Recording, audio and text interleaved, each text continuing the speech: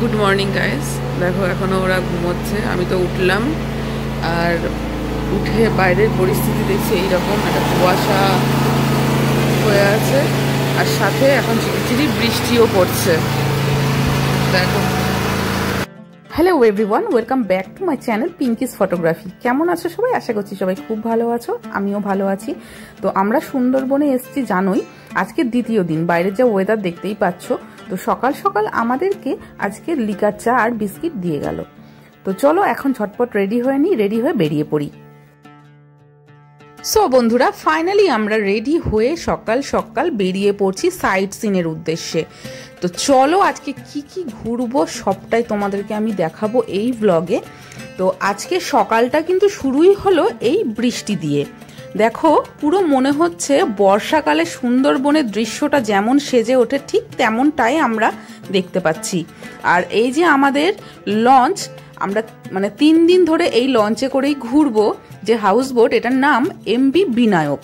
তো আমাদের 3 দিনের সফর সঙ্গী এই এমবি বিনায়ক। তো চলো লঞ্চে ঝটপট উঠে পড়ি। চারিপাশটা কিন্তু বৃষ্টিতে ভিজে একদম পুরো কাদা প্যাচপেছে। যাক, এতক্ষণে উঠলাম বোটে। আমরা তো হাউস বোটে উঠেই পড়লাম, একে একে প্রত্যেকেই কিন্তু হাউস বোটে উঠে পড়ছে। আর এদিকে দেখো চেয়ার টেয়ারগুলো পরপর সব সাজিয়ে রেখেছে। আর কিছুক্ষণের মধ্যে কিন্তু আমরা ব্রেকফাস্ট করে নেব। লঞ্চে উঠে গেছি, লঞ্চ এক্ষুনি ছেড়ে দেবে। আমাদের হাউস বোটে আজকে ব্রেকফাস্টে রয়েছে গরম গরম ফুলকো ফুলকো লুচি, চানা মশলা, সাথে রসগোল্লা। এই দিয়ে আজকে সকালের খাবারটা আমরা সেরে নিচ্ছি। তোমরা তো আগের ব্লগে দেখতেই পেলে, গতকালকে আমরা এসে থেকে কত কিছুই না খেয়ে যাচ্ছি। এই লঞ্চে কিন্তু খাবার দাবারের পুরো প্রচুর আইটেম আছে। তো আজকে আমাদের দ্বিতীয় দিনেও কিন্তু রুম থেকে চা দিয়ে শুরু করলাম, লঞ্চে এসে ব্রেকফাস্ট করছি গরম গরম লুচি দিয়ে। তাহলে আজকে সারাটা দিনেও কিন্তু প্রচুর খাবার আইটেম রয়েছে। কি কি আছে না আছে সবটাই কিন্তু আমি তোমাদেরকে দেখাবো। আর বেশি কথা না বলে চলো ব্রেকফাস্টে আমরা সেরে নিই।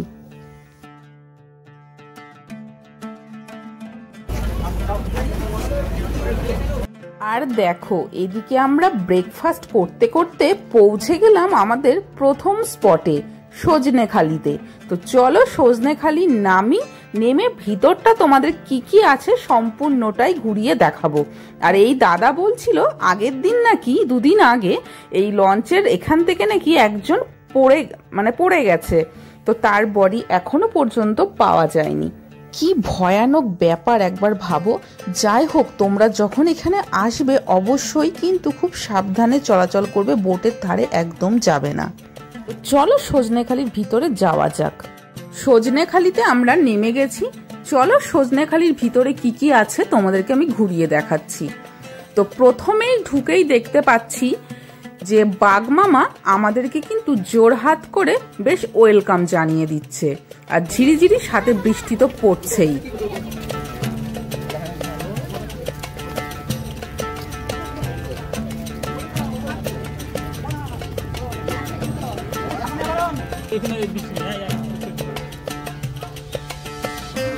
এখানে দেখতে পাচ্ছি কচ্ছপ তার বাচ্চাদেরকে নিয়ে বসে আছে। এটা কিন্তু অরিজিনাল নয়।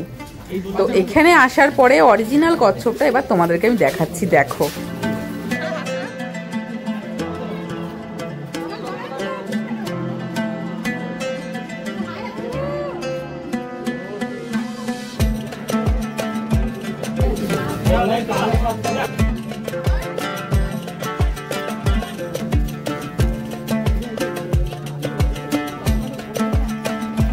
কচ্ছপ তো দেখে নিলাম, চলো সামনে একটা ওয়াচ টাওয়ার আছে, ওই টাওয়ারে সিঁড়ি ভেঙে উঠে পড়ি, উপর থেকে একবার বাইরের ভিউটা দেখি।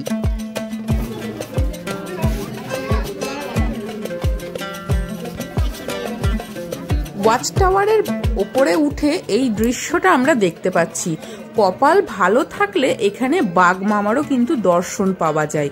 আজকে যা ওয়েদার দেখছি আমাদের তো মনে হচ্ছে না যে বাঘকে দেখতে পাবো। তো চলো সারাদিনে দেখি কি হয়। একটা জিনিস তোমরা জানো কি, এই সুন্দরবন হচ্ছে পৃথিবীর মধ্যে সবথেকে বড় ম্যানগ্রোভ অরণ্য। এই জায়গাটা কিন্তু ইউনেস্কো সার্টিফাইড। এই সুন্দরবন বিখ্যাত আমাদের এখানকার রয়্যাল বেঙ্গল টাইগার আর এই সুন্দরী গাছের জন্য, যেটা কিনা রয়েছে একমাত্র আমাদের এই সুন্দরবনে। সামনে যে গাছটা তোমরা দেখতে পাচ্ছ এটাই সুন্দরী গাছ। এপাশটাতে রয়েছে সুন্দরবনের ম্যাপ।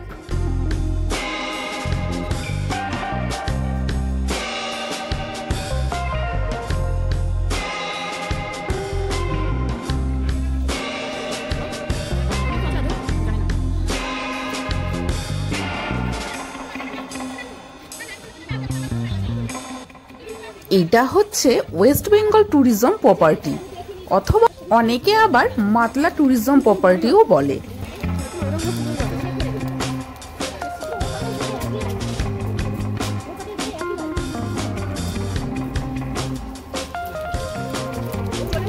চলো আস্তে আস্তে আমরা এগিয়ে যাই। আর আমরা কিন্তু রয়েছি সম্পূর্ণ খাঁচার ভিতরে, আর বাইরের পোর্শনটা দেখো ওপেন। যদি কখনো বাঘ চলেও আসে সে কিন্তু বাইরেই থাকবে, আমরা থাকবো খাঁচার ভিতরে। তো যেতে যেতে বানরের দর্শন আমরা পেয়ে গেলাম।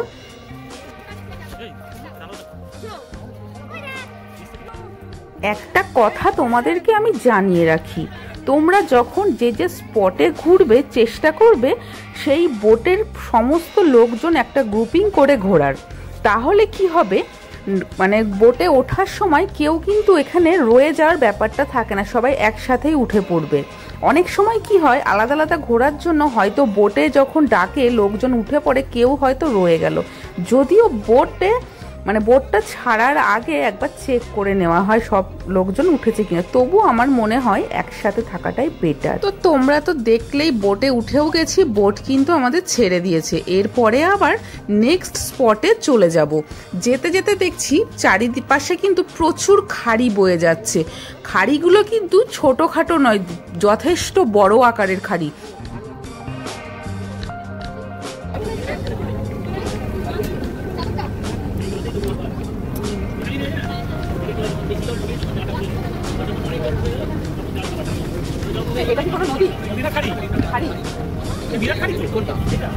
এই দাদা বলছিল যে এই সময় নাকি বাঘের মিটিং টাইম, বাঘ দেখার সম্ভাবনা প্রবল, কিন্তু আমাদের সাথে সাথ দিচ্ছে না এই ওয়েদার।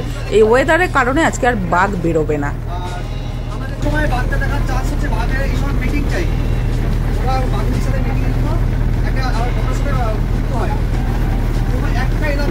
এই দাদা বুবাই ট্যুর অ্যান্ড ট্রাভেলসের আমাদেরকে বোঝাচ্ছিলেন যে এখানকার মানুষজন কতটা কষ্ট করে জীবনযাপন করে। আর এখানে যেহেতু ওদের কি বলবো জীবিকা মধু সংগ্রহ করা, এবার বনের মধ্যে মধু কালেক্ট করতে যায় এখানকার গ্রামবাসীরা, সেখানে কিন্তু বাঘের উপদ্রব রয়েছেই। অনেক গ্রামবাসী এমন হয়েছে মধু আনতে গিয়ে তাদের প্রাণটা কিন্তু বাঘের কবলে দিয়ে দিয়েছে। কথাগুলো শুনে না ভীষণ পরিমাণে খারাপ লাগছিল, যে সত্যি এখানকার মানুষের জীবনটা কতটা কষ্টের। তাদের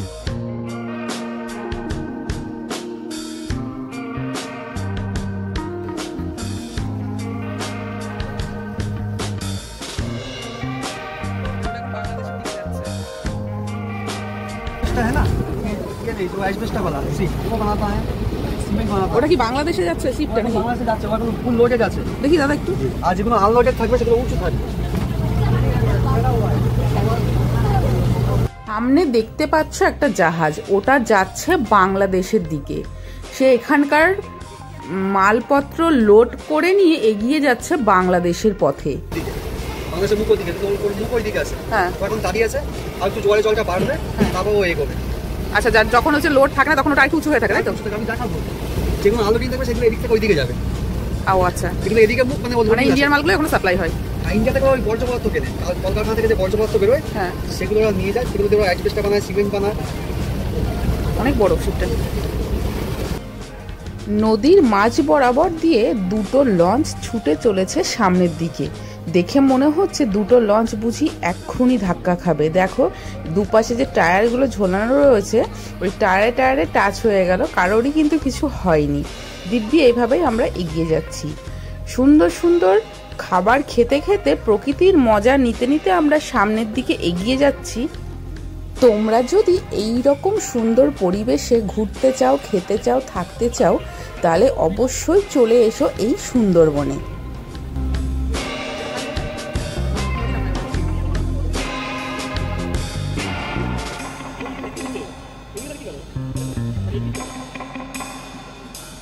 আমাদের এই বোটের দাদাদের কাছে জানতে পারছি এই যে পাশ দিয়ে যে জঙ্গলটা রয়েছে এই জঙ্গলেই কিন্তু মধু ভাঙতে আসে স্থানীয় বাসিন্দারা।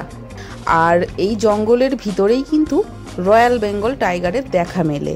তো আজকে যেহেতু ওয়েদারটা আমাদের সঙ্গে সাথ দিচ্ছে না, হয়তোবা আমরা রয়্যাল বেঙ্গল টাইগারের দেখা পাবো না। দেখা যাক, এখনো হাতে অনেকটা সময় আছে, দেখতে পাই কিনা। দেখা যাবে।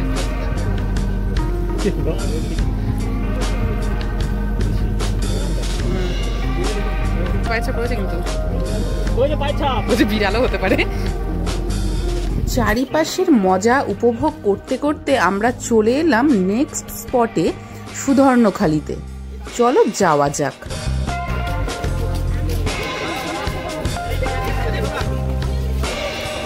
ভিতরে ঢুকতে না ঢুকতেই দেখলাম মা বনবিবির মন্দির। এই বনদেবীকে পুজো দিয়ে এখানকার স্থানীয় বাসিন্দারা যায় তাদের কর্মক্ষেত্রে। এটা কিসের শিব? কি শিব এটা? এই শিবটা আগে ছিল, আগে তো তেলের খরচাটা বেশি পড়তো। ও আচ্ছা, এটা তো লোহার তৈরি তো।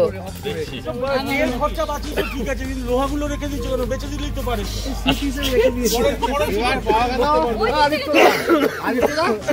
এবার পাওয়া গেল টাইটানিক কোথায় হারিয়ে গেছিল। কে হারিয়ে গেছিল?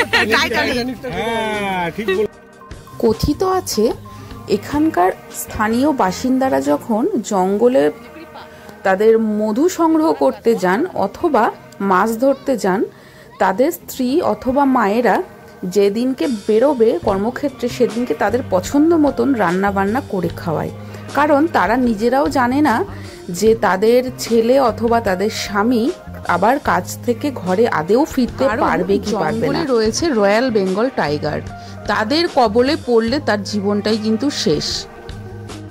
আমরা সমস্ত ম্যানগ্রোভের গাছ দেখতে দেখতে চলে এলাম সুধর্ণখালি ওয়াচ টাওয়ারে।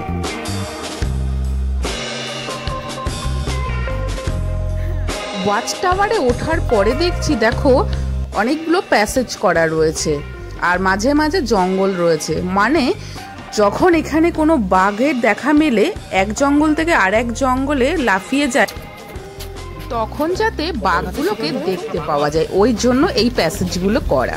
যদিও বা আসবে যা ওয়েদার, আর চান্সই নেই আসার। ওয়াচ টাওয়ারের ওপর থেকে চারিপাশটা দেখতে বেশ সুন্দর লাগছে। দেখো আমরা এই রাস্তাটা দিয়ে এসেছিলাম। চলো এবার এখান থেকে নেমে আবার সামনের দিকে এগোই, আমাদের বোট অপেক্ষা করছে, ওখানে উঠে আবার নেক্সট গন্তব্যস্থলে চলে যাব। এদিকে দেখো বোটে চাপতে না চাপতেই চলে এলো গরম গরম চিংড়ি ফ্রাই। এই বর্ষার ওয়েদারে চিংড়ি মাছ ভাজা খেতে কিন্তু বেশ ভালো লাগবে, পুরো জমে যাবে ব্যাপারটা। শুধু ইলিশটাই নেই, ওয়েদারটা কি সত্যি তাই। বোটের এই দাদাকে আমাদের হাউস বোটের প্রত্যেকে বলছে যে ইলিশ মাছটা করলেই তো হতো, পুরো ইলিশ উৎসবের মতন ব্যাপারটা। এর দিকে এগোতে এগোতে দেখো চোখে পড়ছে একটা আইল্যান্ড। প্রকৃতির কি অদ্ভুত লীলা দেখো, জোয়ারের সময় গাছের মাথাগুলোই শুধু ভেসে থাকে আর ভাটার সময় কিন্তু গাছের গোড়াগুলোও দেখা যায়। আচ্ছা আচ্ছা, হ্যাঁ ওই যে ডোরা কাটা ওটার সঙ্গে মিশে যায়। এরকম জঙ্গলে বাঘিনী থাকে না বাচ্চাদের নিয়ে। আচ্ছা বাচ্চাদেরও তো হতো সত্যি, ওদের একটা জল পিপাসাও পাবে না, এরকম ওয়েদার তো। প্রত্যেকটা জঙ্গলের ভেতরে কোথাও না কোথাও বৃষ্টির জল জমে থাকে। ওরা এই নদীর জল খায় না? নদীর জল ওরা খায় না। তাহলে ওদের দেখা পেলে কোথায় দেখা যাবে? মানে এই জায়গায় এরকম জায়গায় কি দেখা যেতে পারে নাকি কোনো ক্যানেল? বাঘ তো যখন তখন এই নদী এপার থেকে ওপারে যেতে পারে, এদিকে তো একদম কাছে। আচ্ছা এরকম কখনো হয়েছে যে পর্যটক এসছে বাঘ কোনো লঞ্চে অ্যাটাক করেছে, বোটে অ্যাটাক? লঞ্চ দেখলে পালিয়ে যায়। তোমরা তো শুনতেই পেলে, দাদা বললো হেতাল বনে কিন্তু বাঘের দেখা মেলে, কারণ বাঘের গায়ে যে ডোরা কাটা দাগ, সেই হেতাল গাছগুলোতেও একদম অবিকল ডোরা কাটা দাগ, দেখে বুঝতেই পারবে না যে ওখানে বাঘ আছে কি নেই। তো ওয়েদার তো আমাদের একদমই বাজে, তো ওয়েদারটা এমনি উপভোগ করতে ভীষণই ভালো লাগছে, কিন্তু বাঘটা দেখতে পেলে খুব ভালো লাগতো। তো ওই দাদা বললো ভিতরে নাকি বৃষ্টির জল জমে আছে, যার ফলে ওরা ওখান থেকে জল খেয়ে নেবে, এদিকটায় হয়তো নাও আসতে পারে যেহেতু বৃষ্টি পড়ছে। হেতাল গাছটা যেহেতু বাঘের গায়ের কালারের, ওই কারণে ওই হেতাল বনেই লুকিয়ে থাকে এই বাঘগুলো শিকার ধরবার জন্য।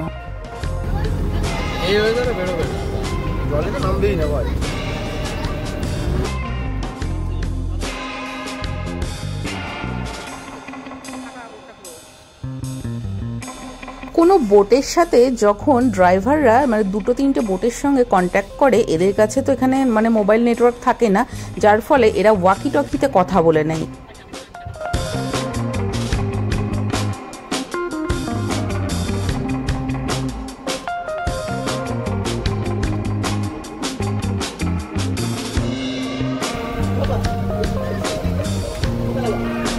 চলো একবার হাউস বোটের নিচে গিয়ে দেখি, আজকের হেসেলে একবার উকি দিয়ে আসি কি হচ্ছে আজকে দুপুরের মেনুতে।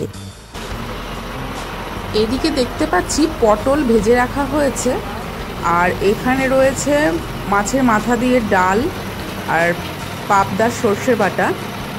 আর চলো এই সাইডটা একবার দেখি, এদিকে ভাত হচ্ছে, মশলা কষানো হচ্ছে, আর এই সাইডে রয়েছে কাতলা কালিয়া, ওদিকে চাটনি, আর এই আবার এখানেও সেই পাবদার ঝাল। সো বন্ধুরা, তোমরা তো দেখতেই পেলে দুপুরের মেনুতে রয়েছে ডাল, আলু পটলের রসা, কাতলা কালিয়া, পাবদা মাছের ঝাল, চাটনি, মিষ্টি, এগুলোই আছে। তো আর কিছুক্ষণ পরেই আমরা দুপুরের খাবারটা খেয়ে নেব। একদম বাঘের গায়ের রঙের কালার গাছগুলোর ডোরাকাটা। এই হেতাল বনের ভিতরে যদি বাঘ বসে থাকে, আমরা কিন্তু এখান থেকে একদমই দেখতে পাবো না। বাঘ মামা কিন্তু দিব্যি আমাদেরকে হয়তো দেখতে পাচ্ছে। তো বনটা হচ্ছে পুরো ঘন জঙ্গল দেখতে, আর গায়ের রঙের মতনই কিন্তু এই গাছের পাতাগুলো ডোরাকাটা ডোরাকাটা। এই হেতাল বনেই বসে রয়েছে বাঘ মামা শিকার ধরবার জন্য, যেটা আমাদের চোখে কিন্তু পড়েনি এখনো পর্যন্ত। যারা এখনো পর্যন্ত আমার চ্যানেলটাকে সাবস্ক্রাইব করনি, তারা ঝটপট চ্যানেলটাকে সাবস্ক্রাইব করে পাশে থাকো, যাতে পরবর্তী ভ্রমণ কাহিনীগুলো তোমাদের সামনে আমি তুলে ধরতে পারি। সামনের দিকে তাকালে দেখে মনে হচ্ছে অথই জলের সাগর, মানে কিছুই দেখা যাচ্ছে না, কোনো কুল কিনারা পাওয়া যাচ্ছে না, এতটা বড় নদী। আর নদীটা যখন দেখো ওই জঙ্গলে গিয়ে আছড়ে পড়ছে, কতটা ঢেউয়ের মতন হচ্ছে। এত সুন্দরভাবে যদি তোমরা ঘুরতে চাও এই সুন্দরবনকে, অবশ্যই কন্ট্যাক্ট করে আসতে পারো বুবাই ট্যুর অ্যান্ড ট্রাভেলকে।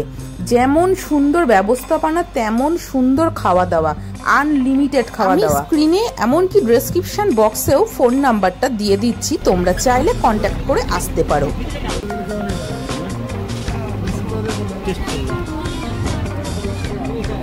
তোমাদের সাথে গল্প করতে করতে প্রকৃতির মাঝে হারিয়ে গিয়ে আমরা আস্তে আস্তে এগিয়ে চলে এলাম নেক্সট গন্তব্যস্থলে দোবাকি ক্যাম্পে।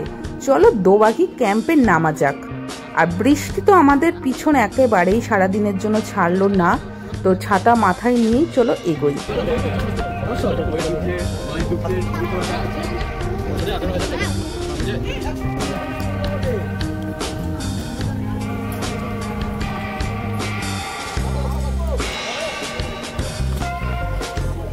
দোবাকি ক্যাম্পে আসার পরে এখানেও দেখতে পাচ্ছি মানুষের জন্য কিন্তু রীতিমতন লম্বা খাঁচা তৈরি করা রয়েছে, আর চারিপাশটা ঘন জঙ্গলে মোড়া।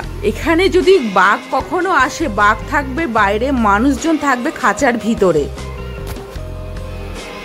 চলো আস্তে আস্তে আমরা সামনের দিকে এগোই, আর সামনেই একটা ওয়াচ টাওয়ার আছে, ওখানেও উঠবো।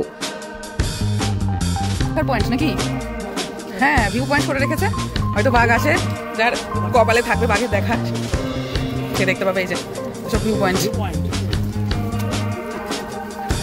এই যে ওয়েটিং রুম।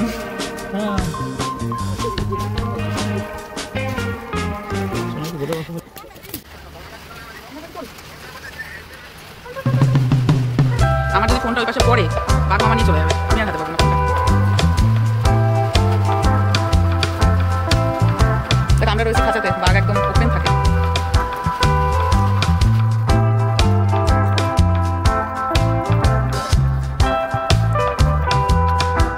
চলে এলাম দোবাকি ওয়াচ টাওয়ারে। ওয়াচ টাওয়ারের উপরে ওঠা যাক। উপর থেকে চারিপাশটার ভিউ একবার দেখো, পুরো গ্রিনারিতে ভরা। ম্যানগ্রোভ অরণ্যটা সম্পূর্ণ তোমাদেরকে দেখিয়ে দিচ্ছি। আর মাঝখান দিয়ে দেখো পুরো নেটের রাস্তা করা, বেশ সুন্দর লাগছে দেখতে। এখানে যদি একটু বাঘের দর্শন পেতাম তো খুবই ভালো হতো, এখনো পর্যন্ত বাঘ দেখতে পেলাম না। তো যাই হোক, এখানটায় এসে একটা হরিণের দেখা মিলল। ও বেচারা বৃষ্টির মধ্যে বসে আছে আমাদেরকে দর্শন দেওয়ার জন্যই হয়তো। এখান থেকে আমরা এবার বেরিয়ে যাব। এখানেও দেখো বাঘ দেবতা ও মা বনবিবির মন্দির রয়েছে। এখানে একটু নমস্কার করে আমরা সামনের দিকে আবার এগিয়ে যাচ্ছি। সমুদ্র উপকূলবর্তী নোনা জলের সবচেয়ে বড় অরণ্য সুন্দরবনের ম্যানগ্রোভ অরণ্য। যাই হোক, গল্প করতে করতে অনেকটা সময় হয়ে গেছে। সময় হয়েছে এখন লাঞ্চ করার। তো চলো লাঞ্চ করতে বসবো। তো লাঞ্চে কি কি আছে একবার তোমাদেরকে বলে দিয়েছিলাম, আবারও বলে দিচ্ছি। মাছের মাথা দিয়ে ডাল, আলু ভাজা, আলু পটলের তরকারি, কাতলা মাছের কালিয়া, পাবদা মাছের সর্ষে, আর সাথে চাটনি রয়েছে। এই দিয়ে আমরা জমিয়ে দুপুরের খাবারটা সেরে নিচ্ছি।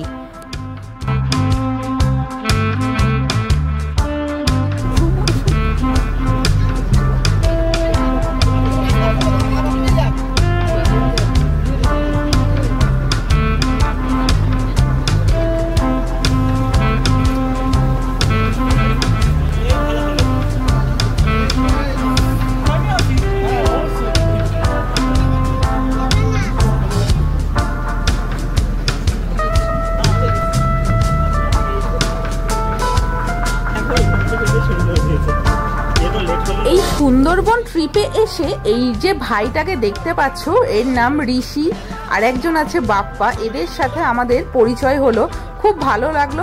একসাথে সবাই মিলে কিন্তু জমিয়ে বেশ দিনটা কাটানো হলো।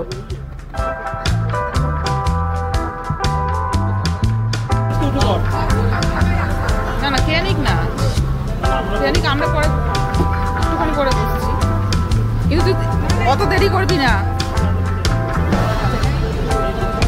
লাঞ্চ সেরে নিয়ে হাউস বোটে বসে সবাই মিলে জমিয়ে আড্ডা মারতে মারতে সন্ধে নেমে এলো।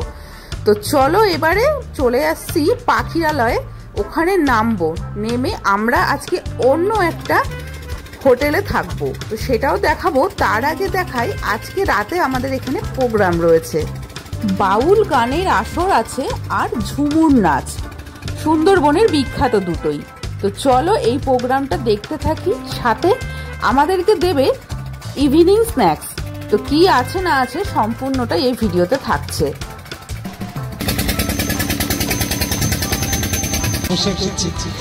বুঝতে পারছি না, আদৌ তো শোনা যাবে কিনা। একটা গান আগে গিয়ে দেখি। ভোলা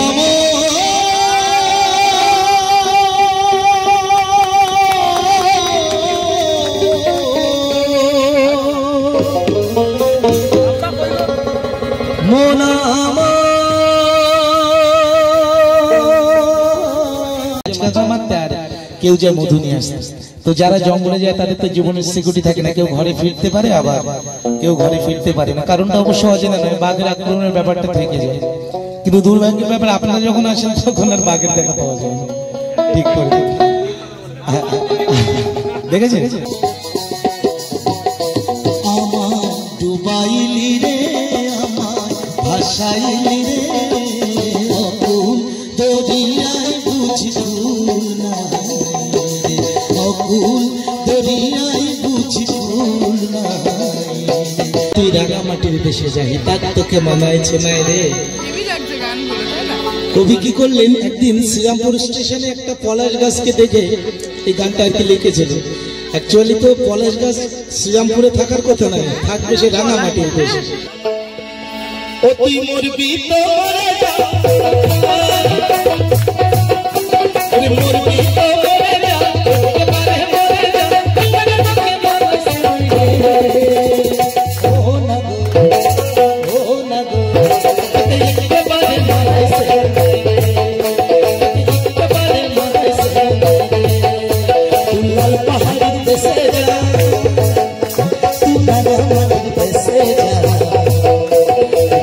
তোকে মানুষ এবারে মানুষ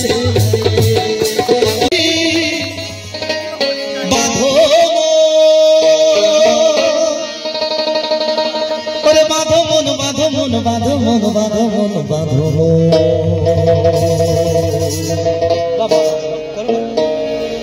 ওরে খেজুর গাছে হাঁড়ি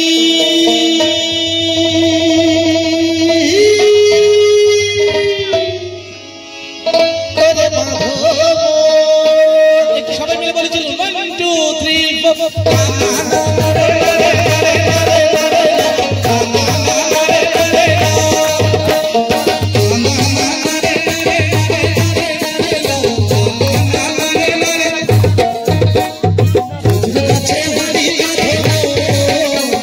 খেজুর গাছে হাঁড়ি বাঁধো, খেজুর গাছে হাঁড়ি বাঁধো,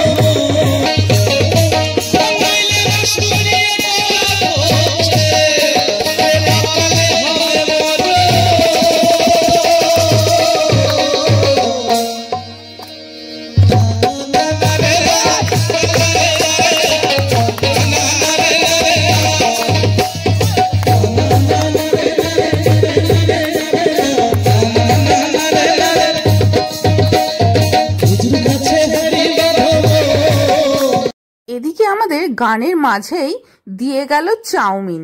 বলেছিলাম সন্ধে যে টিফিনটা দেবে সেটা আজকে বোটে না দিয়ে এখানে দিল। তো শুরু হয়ে গেল ঝুমুর নাচ।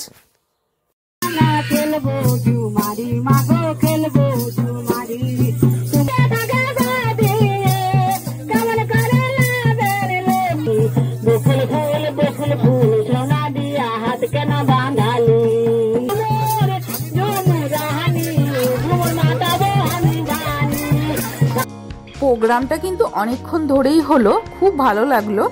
আর এদিকে আমরা সবাই ওয়েট করছি, ডিনারের ব্যবস্থা করছে ওদিকে। আর কিছুক্ষণের মধ্যেই আমরা রাতের খাবার দাবার সেরে নেব। তো চলো রাতের খাবারে কি কি রয়েছে তোমাদেরকে একবার দেখিয়ে দিই। আজকে রাতের মেনুতে রয়েছে সাদা ভাত, ডাল, স্যালাড, আলু ফুলকপির তরকারি আর খাসির মাংস।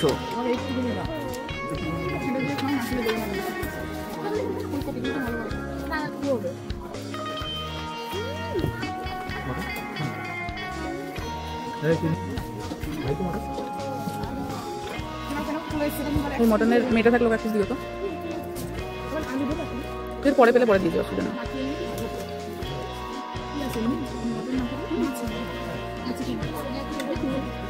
খাওয়া দাওয়া তো আমরা সেরেই নিলাম। এবারে চলে আসলাম আমাদের হোটেলে। তো হোটেলে আসার পরে চলো আগে রুমের ট্যুরটা তোমাদেরকে একবার দিয়ে দিই। রুমের ভিতরে দুটো বেড রয়েছে, বালিশ দেওয়া রয়েছে, কম্বল দেওয়া রয়েছে, একটা টি টেবিলও রয়েছে, ওদিকে আয়না রয়েছে, আর এদিকে রয়েছে টয়লেট। তো ওয়াশরুমটাও কিন্তু বেশ বড় সড়ো, কোমোট রয়েছে, ওয়েস্টার্ন টয়লেট আর কি। এদিকে বেসিন, হ্যান্ড ওয়াশ, আর সাথে এখানে যদিও আজকে গিজারটা নেই, গরম জল সকালে দিয়ে দেবে বলেছে। আর এদিকে এরা সবাই মিলে চেষ্টা করছে বোনফায়ারের। আজকে যদিও বোনফায়ার হওয়ার কথা ছিল, কিন্তু যা ওয়েদার, এই ওয়েদারে হয়নি। তো শেষমেশ এরা হোটেলের সামনে এসে খুব চেষ্টা করছে বোনফায়ার করার। তো ওই একটু আধটু ধরলো আর কি, ধরলো না, এরম ভাবেই চললো, নাচ গান এই সমস্ত করে অনেকটা রাত হয়ে গেল। আর এদিকে গোগল শুয়ে পড়েছে, আমরা এখনো অবধি জেগে রয়েছি, অনেকটা রাত হয়েছে, রাত প্রায় 12:30 বাজে। তো যাই হোক, আমার এই ভিডিওটি তোমাদের কেমন লাগলো অবশ্যই জানিও। যারা আমার চ্যানেলের সাবস্ক্রাইবার তাদেরকে তো অসংখ্য ধন্যবাদ। যারা এখনো পর্যন্ত চ্যানেলটিকে সাবস্ক্রাইব করোনি তারা ঝটপট গিয়ে চ্যানেলটিকে সাবস্ক্রাইব করে দাও। যাতে নতুন নতুন ভিডিও তোমাদের সামনে আমি দিতে পারি। আজকের মতন ভিডিওটি আমি এখানেই শেষ করছি। দেখা হচ্ছে আবার তোমাদের সাথে কাল সকালে। So guys, tata, good night.